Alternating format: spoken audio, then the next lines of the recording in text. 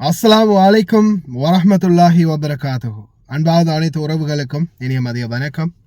மீண்டும் மிக முக்கியமான ஒரு தகவல், குவைத்தையே கதி கலங்க வைத்த ஒரு சம்பவம்.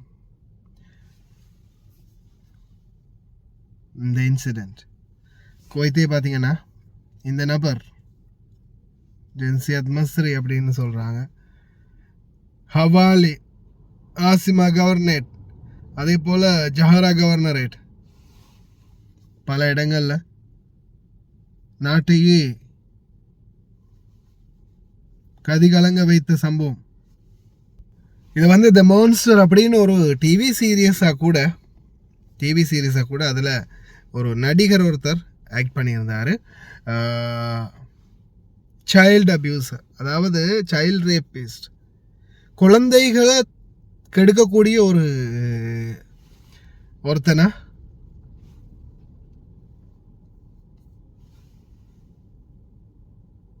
இவனை இருக்கிறான். மஸ்ரி குழந்தைகளை கொடூரமாக கெடுத்து தாக்கிய நபர்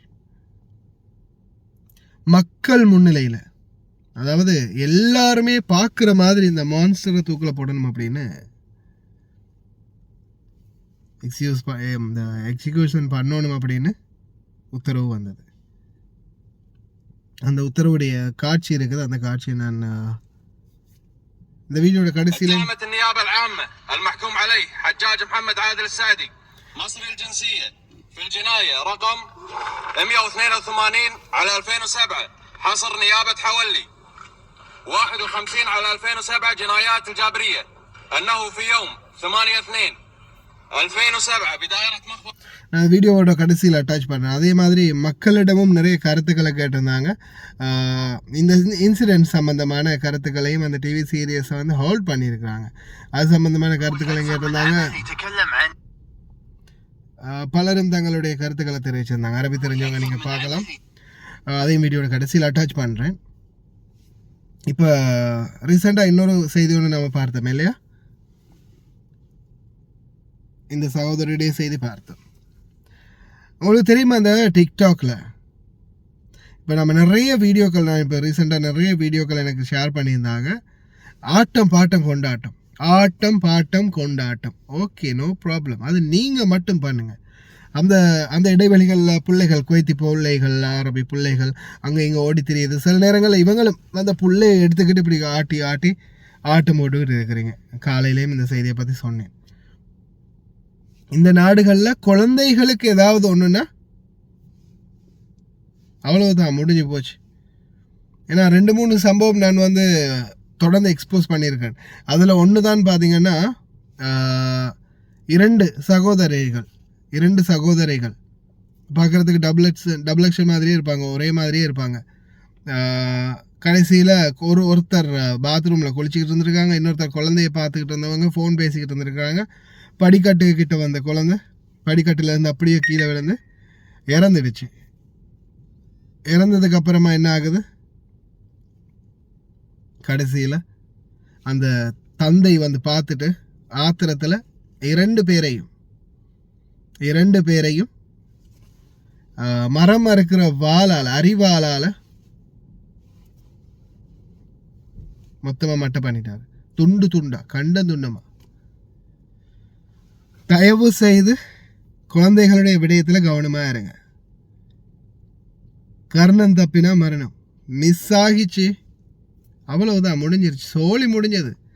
அதுக்கப்புறம் என்னத்தை நீங்கள் சிந்திச்சும் எது பண்ணியும் வேலை இல்லை, அவ்வளவுதான். ஏன்னா குழந்தைகளுடைய விஷயத்தில் இந்த நாட்டை பொறுத்த வரையில் அவங்க குழந்தைகளை பாசமாக வளர்க்க மாட்டாங்க. அவங்க உங்களுடைய குழந்தைகளுக்கு எந்த ஒரு அரவணைப்பு காட்ட மாட்டாங்க. பணிப்பெண்ணுக்கிட்ட தான் குழந்தை வேலை செய்யுது, குழந்தைகளை தூங்க வைக்கிறதுலேருந்து வளர்க்குறதுலேருந்து எல்லாமே பணிப்பெண் தானே அப்படின்ற மாதிரி சிலருக்கு தோணும். அவங்களுடைய அது நடைமுறை, பாசம் இல்லாமல் அந்த மாதிரி தான் வளர்க்குறதுன்றது அவங்களுடைய நடைமுறை. ஆனால் என்ன பிரச்சனைன்னு பார்த்தீங்கன்னா, குழந்தைகளுக்கு ஏதாவது ஒன்றுன்னா முடிஞ்சு, அவ்வளோதான், பேசுறதுக்கு எதுவும் இல்லை. கடைசியில் தூக்கு தண்டனை தான் மிச்சம். இந்த சகோதரி கடைசியில் மரண தண்டனை.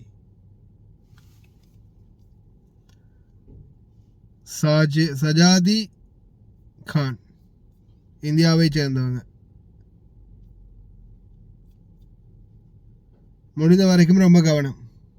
நம்மளால் முடிந்தது சொல்ல முடியும், சம்பவத்தை பற்றி எடுத்துரைக்க முடியும். இதையும் தாண்டி பாதுகாப்பாக இருக்கிறது உங்கள் கையில் தான் இருக்குது. பணிப்பெண்களாக இந்த நாட்டுக்கு வரவங்க, குழந்தைகளை பராமரிக்கிறவங்க ரொம்ப கவனம். குறிப்பாக இந்த டிக்டாக் பயனர்கள், நீங்கள் டான்ஸ் ஆடுங்க, கூத்து போடுங்க, என்ன வேணாலும் பண்ணுங்கள். அந்த குழந்தைகளை விட்டு முடிஞ்ச வரைக்கும் தூரமாக்கிடுங்க. நீங்கள் டான்ஸ் ஆடுறீங்க, நான் உதாரணத்துக்கு சொல்கிறேன், நீங்கள் டான்ஸ் ஆடுறீங்க, நீங்கள் டான்ஸ் ஆடும்போதோ அல்ல ஏதாவது ஒன்று நீங்கள் பண்ணும்போதோ அந்த நேரத்தில் அந்த செகண்டில் உங்கள் கையில் தட்டுப்பட்டோ இல்லை அந்த குழந்தை வந்து உங்களில் மோதியோ ஏதாவது ஒரு மேசையிலையோ அல்லது செவத்துலையோ ஏதாவது ஒன்றில் ரொம்ப கூராக இருக்கக்கூடிய இடங்கள், ரொம்ப விளிம்பாக இருக்கக்கூடிய இடங்கள் எதுலையாவது ஒன்றில் அடிபட்டு இறைவன் பாதுகாக்கணும். அப்படி எதுவும் ஆகாமல் அந்த சந்தர்ப்பத்தில் உயிர் போயிடுச்சுன்னா என்ன பண்ணுவீங்க? என்ன பண்ணுவீங்க? அதுவும் சிலர் வந்து இந்த லைவ் போட்டுட்டு பண்ணுவீங்க. அப்போ சிலர் வந்து இந்த லைவை ரெக்கார்ட் பண்ணுறதுக்கு இருப்பாங்க. சிலர் வந்து அந்த என்ன செய்கிறத வந்து ஸ்க்ரீன் ரெக்கார்ட் பண்ணுவாங்க. அப்படி ஸ்க்ரீன் ரெக்கார்டிங்கும் பண்ணிக்கிட்டு இருந்து நீங்களும் இந்த மாதிரி பண்ணும்போது அந்த குழந்தை விழுந்து அந்த இடத்துல ஏதாவது ஒன்று ஆகும்போது அந்த ரெக்கார்டிங் யாராவது பப்ளிஷ் பண்ணி விட்டா, இல்லை உங்கள் பாபா மாமாவுக்கு தெரிஞ்சவங்களே உங்களை என்ன இப்படி பண்ணுறாங்க உங்கள் வீட்டு வேலைக்காரங்க அப்படின்றத ரெக்கார்ட் பண்ணிக்கிட்டே இருந்திருந்தாலும் அந்த சந்தர்ப்பத்தில் இந்த மாதிரி ஆகியிருந்தா பக்காவாக ப்ரூஃபோட மாட்டுவீங்க. ப்ரூஃபோடு மாட்டி ஒரே அடியாக சோழியை முடிச்சு விட்ருவாங்க. அதனால் தயவு செய்து ரொம்ப கவனமாக இருங்க, சிந்திச்சு செயல்படுங்க, அவ்வளவுதான் சொல்ல முடியும். பார்த்துக்கோங்க. அந்த கொலைகாரன் சம்பந்தப்பட்ட வீடியோ கடைசியில் வருது, அதையும் பாருங்கள். اتهمت النيابة العامة المحكوم عليه حجاج محمد عادل السعدي مصري الجنسية في الجناية رقم 182 على 2007 حصر نيابة حولي 51 على 2007 جنايات الجابرية أنه في يوم 8/2/2007 بدائرة مخبر شرطة الجابرية محافظة حولي 1 خطف المجني عليها البالغة من العمر 6 سنوات عن طريق القوة بقصد هتك عرضها. أصدرت محكمة الجنايات حكما حضوريا بمعاقبة المتهم حجاج محمد عادل السعدي بالإعدام شنقا وذلك عما أسند إليه من اتهام. عمرك أكثر من عمل يتكلم عن قضايا مثل وحش حولي، مثل حريق الجهرة، هالأعمال هذه تشوفها مفيدة؟ والله الأعمال هذه صراحة يعني تبطل بيبان أو تشوه سمعة، يعني تشوه سمعة بلد، يعني خصوصا في هذه قضية البنت آمنة اللي عرضوها. زين هذه خصوصية بنت وطفلة صار لها يعني أكثر من 20 سنة، ليش أنت قاعد تبطل آلام الأهل أو تبطل ذكريات قديمة؟ الناس ما تحتاج أن تستعيد الذكريات هذه هي ذكريات سيئة، يعني نوثق أشياء إيجابية، أشياء تسعد الناس، تفرحهم بالشهر هذا، لكن تبي ضيق خلق الناس يعني هي كافي.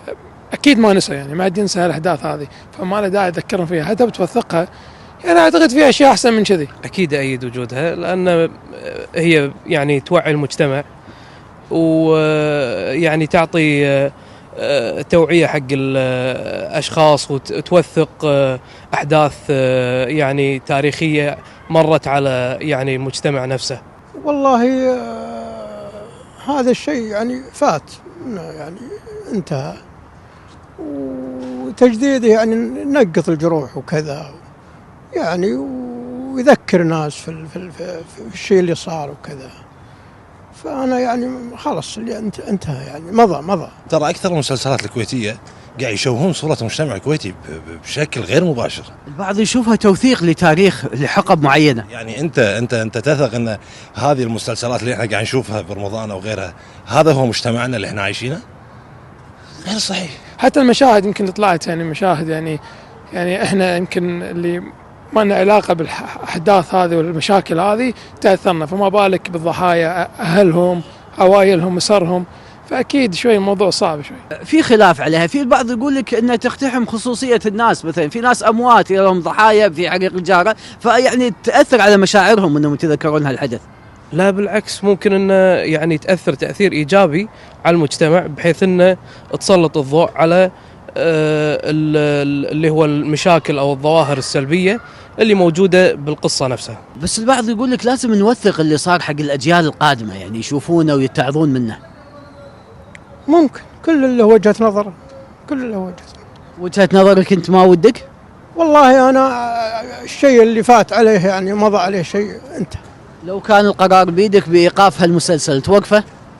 وقف. لو كنت من أهالي الضحايا راح تزعل لما تشوفهم يتكلمون عن هالموضوع؟ طبعا اذا عندي ذكرى مؤلمه قديمه يعني او جهره او غيرها او امور ثانيه او وحش حولي او طفل من الاطفال هذه اللي اغتصبهم او سوى لهم، فاشوف ان هذا شيء مؤلم يذكرني خصوصا ان هذه فيها يعني انتهاكات لحقوق الانسان. لو كنت مثلا صاحب قرار توقف مثل هالمسلسل؟ إذا فعلا له تأثير سلبي وأهل الضحايا ما عندهم علم بالمسلسل يعني لازم أوقفه، لازم. لا انتهاك الخصوصية يعني بالأخير أنت حتى ما أخذت موافقتهم. هالطفلة آمنة تحديدا طلعوا في السوشيال ميديا وقالوا احنا مو راضين ولا حد استأذننا، الشيء هذا كفيل انه يوقف العمل؟ كافي ويعني هذا أكثر من كافي بعد يعني. أهالي الطفلة نفسها تضايقوا. أهالي الطفلة ممكن أن يعني توثيق القصة نفسها ممكن أن ما تطرق حق الأحداث بشكل ممكن 100%، لكن تطرق حق جزء معين بحيث أنه يخلق صورة إيجابية أو يعطي صورة إيجابية حق حل مشكلة معينة أو يسلط ضوء على مشكلة معينة عشان يحلها أو مثل ما تقول يوعي المجتمع عليها.